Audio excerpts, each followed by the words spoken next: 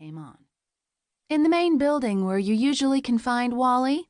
The person called back and said that not only were there lights, but possibly a small fire. Fire trucks are en route. 10-4, thanks, but you can cancel the trucks. There's no sign of a fire.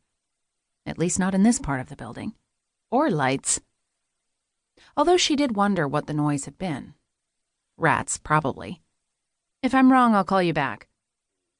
The trucks could be on site within minutes if needed. 10-4, stay safe. A fire could be Wally's attempt to stay warm, but she didn't smell smoke. Jade cast the beam over the ceiling, noting it looked solid enough.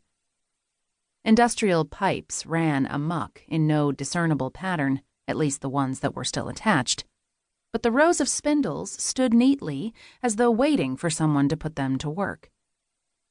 Debris from the past littered the floor, mostly broken equipment. Jade stepped farther inside.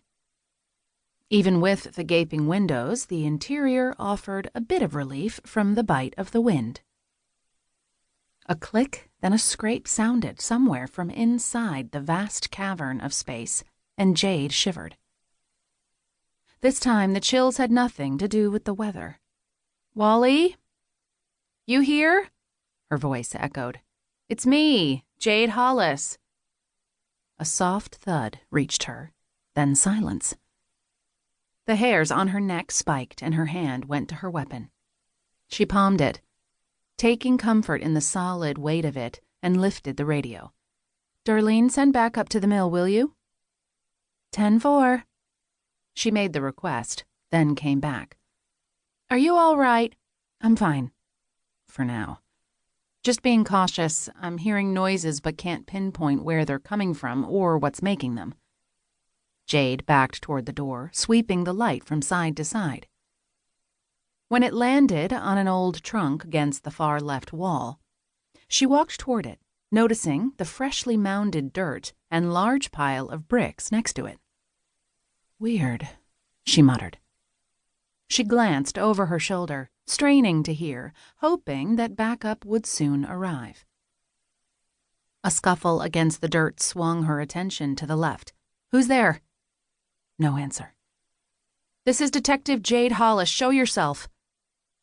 Movement caught the corner of her eye, and Jade spun, only to be greeted with a glancing blow to the side of her head and a hard shove that sent her stumbling backward against the empty spindles.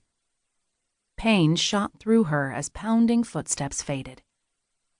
With a groan, Jade rolled and fumbled for her radio. Private investigator Bryce Kingsley hadn't planned to be in the patrol car when the call came in. He'd planned to return to Cedar Canyon and open his own PI business, an idea his sister and therapist had wholeheartedly approved of. But when his high school buddy and journalist, Frank Shipman, had asked him to put the PI business on hold for a short time in order to help him with a story he was looking into, Bryce hadn't been able to say no.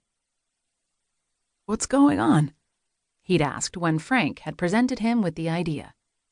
"There are crooked cops on the force protecting those manufacturing and dealing drugs. I need your help to figure out which cops." According to Frank's sources, there'd been 2 attempted stings.